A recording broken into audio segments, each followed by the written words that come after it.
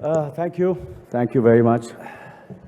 It's a privilege and honor to be here. And when Hindustan Times asked me to do this chat, I thought, why me? I'm not a journalist. Then I said, let me jump into it. Why not? Where will I get this opportunity to sit next to the beautiful Catherine? And of course, you know, The beautiful Michael. Even more beautiful, Michael. of course.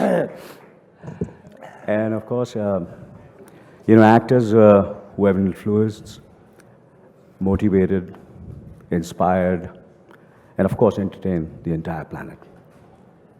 The stunning Catherine, and of course, the one and only Michael Douglas.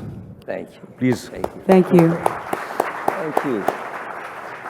Michael, thank you, all of you, for both of you to come to our country, to this beautiful capital.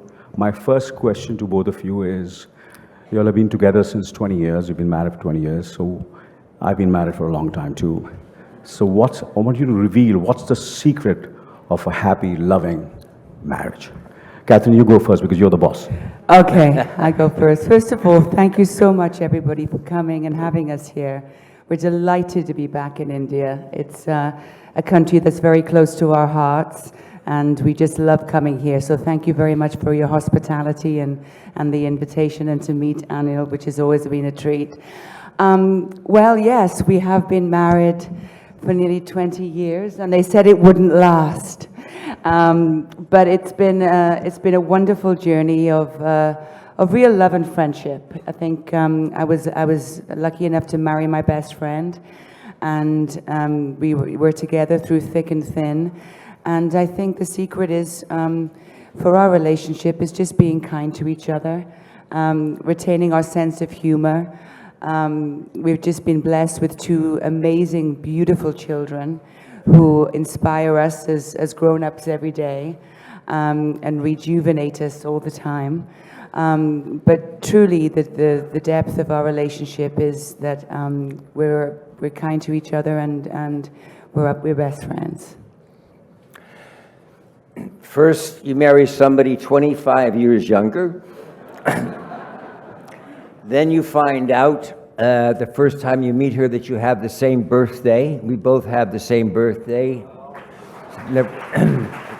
9/25, September 25th, 25 years apart.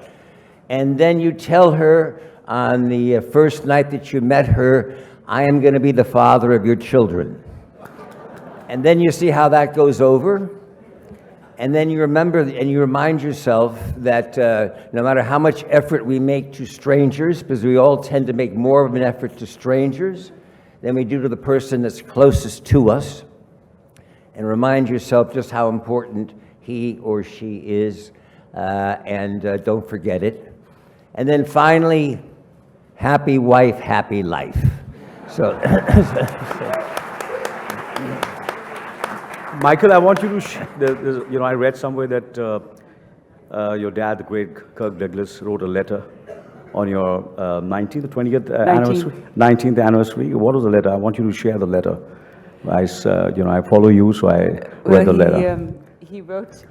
First of all, they gave us a beautiful vase, and inside the vase was a letter from Kirk, from Michael's dad, that said, Michael, you have learned very well from me, I'm paraphrasing, that your wife, you always listen to your wife. That's what it was, a happy marriage. Like, just like me, I've always listened to my wife. That's my secret too. I just listen to my wife. That's my secret too. Of course, yeah. That's true. With all the things that have happened in the 20 years that we've been married, FaceTime is such an amazing source. It's much better than telephone services. We can talk to each other all over the world. And I guess it also helps because my father calls 6:30 every evening. It doesn't matter what time zone we're in. He calls at 6:30 in the evening, every evening. And he really will speak to me briefly. Then he says, "Where's your wife?"